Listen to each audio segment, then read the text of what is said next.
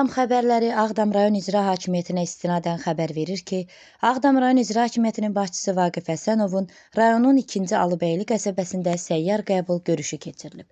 24 aprel 2026-cı il tarixində əhalinin problemlərinin yerində öyrənilməsi və həll edilməsi məqsədi ilə Ağdam rayon icra hakimiyyətinin başçısı Vaqif Həsənovun rayonun 2-ci Alıbəyli qəsəbəsində səyyar qəbul görüşü keçirilib. Səyyar görüşdə əhalini narahat edən problemlərin həlli üçün həyata keçirilən tədbirlərdən, infrastrukturun yaxşılaşdırılması istiqamətində görülən işlərdən danışılıb.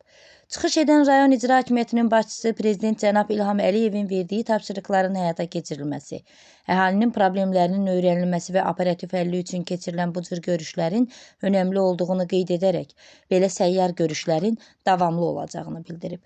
Rayon icra hakimiyyətinin başçısı Azərbaycan Respublikasının Prezidenti cənab İlham Əliyev tərəfindən qəbul edilən, əhalinin sosial müdafiəsini və rifah halının yüksəldilməsinə yönəldilmiş son qərarlardan danışaraq, bütün bunların vətəndaşlara olan dövlət qayğısının göstəricisi olduğunu bildirmişdi.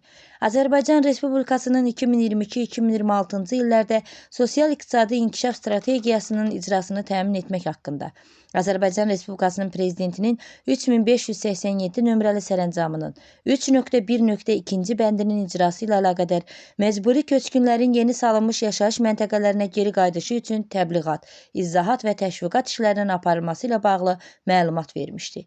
Rayon icra hakimiyyətinin başçısı Vaqif Həsənov qəbula gələn vətəndaşların qaldırdıqları məsələlərin bir hissəsini yerində həll edib.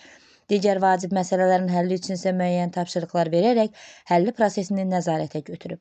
Görüşün sonunda qəbulda iştirak edən sakinlər onlara göstərilən diqqət və qayğıya görə ölkə prezidenti cənab İlham Əliyevə və birinci vitse-prezident Mehriban xanım Əliyevaya öz minnətdarlıqlarını bildirmişlər.